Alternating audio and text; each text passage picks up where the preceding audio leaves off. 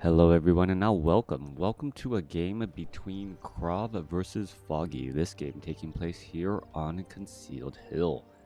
Over here we have Foggy spawning as the red Night Elf player over here on the bottom left hand side of the map, getting into the game here, going up against KraV, who has spawned. Well, it's trying to adjust my microphone stand. Hold on a second. Give me all of these knobs and doodads all set squared away and set away. Well, we have KraV spawning as the blue undead versus Night Elf in a 1v1 matchup on Concealed Hill. This game taken, I believe, from Dreamhack Regional Champion. Let me take sure. Yeah, Dreamhack Regional Championships as well, as we're looking at Foggy. Well, just creating up some wisp and as this game gets underway.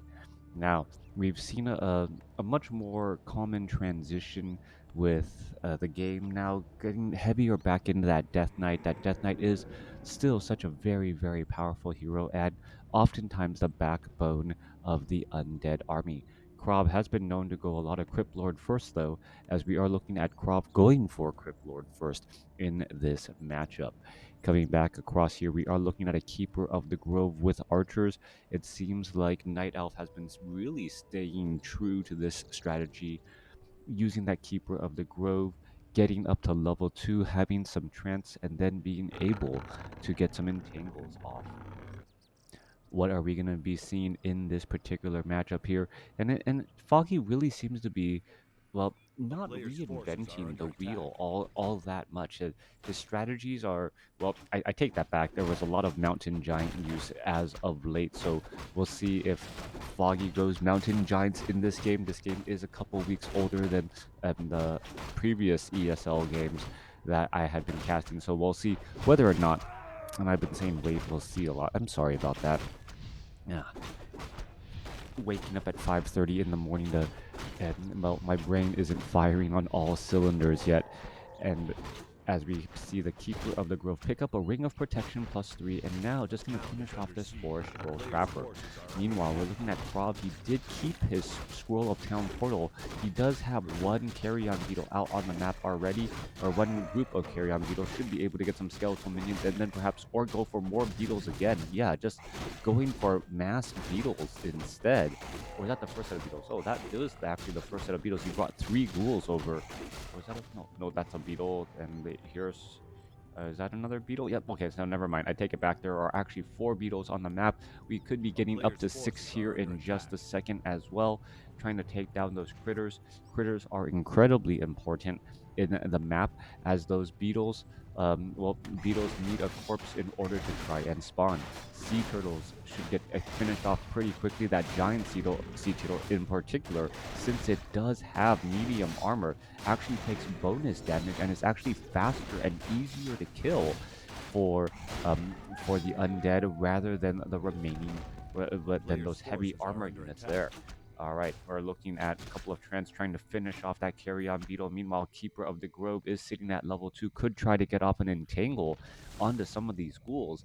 And this is the downside of going for a Crypt Lord first. Crypt Lord first means that the entangles could easily take out some of your early ghouls, which are incredibly important since you don't have access to Death Coil. However, Night Elf players do have to worry about getting impaled and possibly surrounded, burning through that storm of a Scroll of Town Portal fairly fast there. All right, a little bit of an exchange back and forth. You can see how wide this army is of KraV as Keeper of the Grove takes a look. Wait, says, you know what? I do not want to try and engage that. All right, Wisp hanging around back across here. Skeletal minions just purposely doing a little bit of chase. KraV realizing, you know what? There's not that much time left. Let's see what's going to end up happening here. Keeper of the Grove now on the lookout and quickly spots KraV again. Beautiful, beautiful scouting by Foggy to figure out where exactly his opponent is so easily. Some Trent's going to join in on the battle, but now we do get that impale. We do see an entangle, and now just going to go ahead and Staff of Teleportation right back by that Huntress. All right, cool entangle right there. That is taking a large amount of damage. It will get taken out as we're looking at, a possible Huntress now getting into a little bit of trouble. All right, what is that Huntress going to end up doing? The Huntress is still there. It is Shadow Melted. There's a detonation removing some precious mana, as well as Foggy breaks free and breaks Shadow Meld as well. Huntress could try and finish off that last Ghoul. Ghoul is going to be down to 38 hit points. Meanwhile, Ghoul back across here, still trying to retreat as well. Ghoul now down to 22. One more shot, and it should get finished off right there. And yes, it will end up getting taken down. That Archer could have done the killing blow, preventing that Huntress from trying to run all the way in. Keeper of the Grove sitting at level 2, that Staff of Teleportation purchase, incredibly important by Foggy, enabling him to not burn that Swirl of Town Portal, multi-use item, breaking free from that surround. Keeper of the Grove now making its rounds back over. Level 3 on that Crypt Lord means level 2 carry on Beetles, as the Beetles are now trying to retreat back, but once more, KraV getting another Ghoul entangled here. So this game's actually a great showcase of why Keeper of the Grove versus Crypt Lord, why that Keeper of the Grove is able to shut down that Crypt Lord so much, even with the threat of surrounds. Staff of Teleportation and not having a backup unit to surround means that the Keeper of the Grove can just Staff of Teleportation out of a situation if it goes awry. Coming back around, KraV is looking to clear out the remainder of this this rock golem creep camp. Going to be able to put in a lot of pressure on that Forest Troll High Priest. It's going to get taken out as well. Home of Agility, perhaps Rod of Necromancy charge. Well, it still has another Rod of Necromancy charge. More beetles popping up out of the ground as well as this rock golem. Well, each of these beetles deals as much damage as a footman, so this is actually a fairly large army indeed. Potion of Greater picked up here. We are transitioning into gargoyles, and mass gargoyles going up against a night elf. Still working out well here as the alchemist should be picking up. Come on, sentry wards, they're useful. Foggy, yeah, that's what I thought. Impale onto the Keeper of the Grove, Staff of Teleportation once more, just adding up damage, and well, every time he adds up damage, every time there is an impale, well, it ends up doing a little bit more damage and draining those moonwells. The moonwells are going into daybreak about now, yeah, so they are not going to be easily filled up. Meanwhile, we are looking at these gargoyles easily able to finish off that red drake, as we are looking at the remaining ground army of KraV being able to clear out to this red creep camp. This is a pretty fast creep of this red creep camp here. The red drake is taken down and now need to finish off the remaining Forest Troll High Priest and that Forest Troll Berserkers. Crypt Lord is now sitting at level 4. Home of Agility is left behind here. Keeper of the Grove does get off another entangle on the KraV's Ghoul, and no easy save there as that Ghoul will get taken down. Death Knight just a little bit behind here. Alright, what is going to end up finishing off? There's only one Forest Troll Berserker left. No real reason to try and creep jack your opponent, especially when your opponent is actually further ahead than you would believe. We are looking at a Tree of Life here, now looking to clear out this Null Overseer creep camp. Foggy's follow-up play does have Ancients of Lore and Abolish Magic to try and deal with all of those beetles. Tree of Life, well, looking to set up an expansion across here. Meanwhile, the main army of KraV making its way over here to the bottom left, now with a Death Knight in tow. Death Knight, well, where are they going? Are they actually going after the other red creep camp? Maybe trying to pick up more powerful items as well. And here we are. We are going to be looking at, Ogre, Magi, Red Drake, all of this is going to get cleared up pretty quick. In comes some skeletal minions, in comes some no ghouls, the skeletal minions and these beetles here as the Death Knight tries to finish off all of these other units. Ogre, Magi going to get finished off here. Death Knight does pick up Devotion or a bonus armor for the entire undead army here as the Keeper of the Grove going to once more rinse and repeat. Huntresses are here. What's going to end up going down? Abolish Magic, finishing off many of those beetles. Home of Intelligence needs to get picked up. Going to go ahead and summon up more beetles as well, but that's just going to fuel more and more experience for this alchemist who is so close to level 3. All right, gargoyles are here nearby. That additional armor is going to be helpful though. 1-0 upgrades on those gargoyles, but you don't want to attack undead player or any player when they have their back facing that Fountain of Health. It represents so much bonus damage. All right, Staff of Teleportation. Ghoul, will it get strangled to death here? Couple of attacks, time life down to 76, 58, 40, 22, one more tick, and it does get taken out. All right. Beautiful job by Foggy keeping track of those particular stats. We're looking at what is this 36 supply compared to 49. KraV is a bit behind in terms of supply, but that is because he doesn't have 18 workers. There are a lot of workers out here on the map. Foggy does have this second base, and he is still in the low upkeep, looking for an opportunity to break upkeep here. Meanwhile, in the center portion of the map, Keeper of the Grove able to break free. The Death Knight and that Lich able to deal so much damage here. Death Knight down to 137 points of 137 hit points. Could easily get finished off. Need to see an obsidian statue or something else on the map as that Death Knight now retreats back. All right, what items were picked up? Death Knight, Potion of Greater Healing. Crypt Lord picks up Hood of Cunning, +5 agility and intelligence, able to retreat back rather nicely. Lich, +5 damage. That Hood of Intelligence. Ooh, Robe of Magi would also be decent on that Lich as well, making that auto attack just that much better. We're looking at what Devotion Aura being transferred to that Crypt Lord in that front line. 42 supply compared to 48 as the Alchemist and Foggy clears out the remainder of that center creep camp. So good job by KraV so far, making making the most out of the situation here. We are looking at a Gargoyles hiding in the top position here, and how much damage can be done. All right, this could potentially be very bad death coil damage. There goes an Impale, as we're going to be looking at, the Keeper of the Grove already in trouble. Staff of Preservation saved, and what is going to be the remaining units here as the Gargoyles are going to go after the Dryads. No, beautiful micro by Foggy, making sure to retreat with those lower hit point units as another Dryad with negative armor taking so much damage again. 45 supply compared to 44. Alchemist is now completely removed from the fight, as well as we are looking at Ancient Protectors protecting the expansion down to the south, where the Alchemist is now completely out of position compared to the rest of his army. Keeper of the Grove saved by that Staff of Preservation, and now will not be leaving home unless it has a Scroll of Town portal. All right, this engagement here. Well, one Ancient Protector going to make difficult times for those Gargoyles to try and harass. Another Staff of Preservation saving. Staff of Preservation frustrating players since 2003, as anytime you try to target and focus fire a unit, it ends up just getting sent back home. Acid bomb across all of the Gargoyles there. Devotion Aura adding a little bit of bonus armor back, as we're looking at another expansion coming in from Foggy. Foggy's just trying to be extremely greedy at this point, trying to set up expansions all over the place and perhaps just win this game economically outright. Coming back around, Alchemist.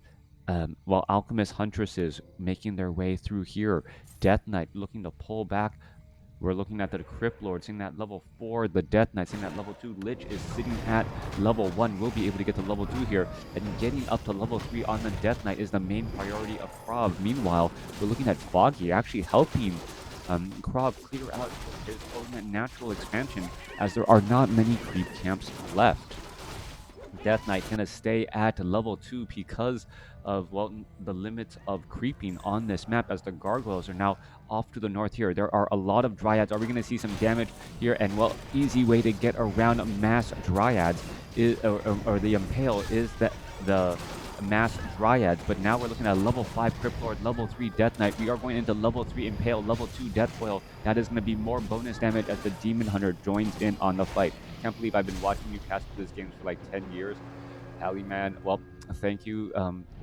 It's been a good run. I'll say exactly that. It's been a good run. Hopefully, we will see some good real-time strategies come out. The Blizzard, the company that I have been following for so long, it feels like they've lost a little bit of their identity. Losing their PR team, but the team that worked with Blizzard authenticated fans, or authenticated Blizzard fan sites, being part and having a finger on the community and being able to gauge that. I think back in 2012, 2013, those teams were disbanded, and back then Blizzard had said, "Oh yeah, don't worry, none of the core development teams, no one's been laid off from there, right?" Well, that is true, but the, no, you know what? I shouldn't talk about that. Well, hopefully, Frost Giant is able to do to bring back real time strategy teams. That's what I'll say. Yep. Yeah, Frost Giant actually based out of Irvine. So I don't know if anyone from Frost Giant wants another set of eyes from the community to look at what they're working on. It should be interesting. They have a lot of StarCraft 2 and WarCraft 3 alum in their development team, so that is good news. They also raised up another $5 million of funding in order to try and develop the game. And $5 million, $10 million worth of funding. I know it sounds like a lot of money, but it really isn't. When you talk about like, oh, okay, what are you doing with that money? You're paying people's salaries to build stuff, right? Veteran programmers, right? Yes, maybe they're and maybe they may be underpaid because they have stake in the company as well, but living in Irvine is not living in Orange County is not something that comes cheap. Um, I think someone asked me like, why even live in Irvine? It's so expensive, living in Orange County and in Irvine, and well, overall, there's less racism here. Oh, actually, no, I can't even say that. There's a far right wing movement in Orange County happening again as well. I don't know. That's a good question. Anyways, Dryads now making their way back off to the north. I don't know. Is this going to be considered the what controversial discussion topics? I hope not. Demon Hunter and Keeper of the Grove, both with orbs of venom. Are we going to see an orb of venom also on that alchemist as well? Orb of venom coupled with acid bomb. That is a very, very nasty, nasty combination. The reason being is orb of venom. You're able to do damage over time, but it can't actually kill any units. Throw in acid bomb into that mix, literally, and well, that damage over time can take down units. That's one of the few damage over time effects, and while your opponent's units are actually able to run away, that can kill a unit. So if you're able to acid bomb a group of gargoyles and you're able to poison a group of gargoyles with multiple attacks from different units, well, as those gargoyles are trying to retreat, and as they often do because of hit and run tactics with fast moving air units, they can actually fall. Foggy is sitting at an 80 supply advantage right now, 80 over 64. Well, this expansion is going to be a very big deal here. Alchemist getting ready to move across. Demon Hunter sitting at level 2. Keeper of the Grove at level 4. Going up against a 5-3-2, almost level 3 Lich. And if you're able to Frost Nova that Demon Hunter early on to prevent a quick in and out with that mana burn, well, things can snowball very quickly for undead. Gargoyles are upgraded 3-2. Dryads are upgraded 3 or 2-2 currently. Most likely, is it going for 3-2 as well? No, only sitting at 2-2 here, even though it has a large amount of gold in the bank. Gargoyles going after an Ancient Protector in that very front position. That's actually a very strange spot for that Ancient Protector, as it's just going to get dived very, very quickly. Demon Hunter does have invisibility. Yeah, $10 million to make a game feels like almost nothing. Yeah, AAA titles need a lot. Imagine the company, right? You have your developers, you have your programmers, you have management, you have your networking teams, right? We need a networking team to be able to build a proper real-time strategy game, online pairing, matchmaking, ladders, all of those things go into making a real-time strategy aside from just the game.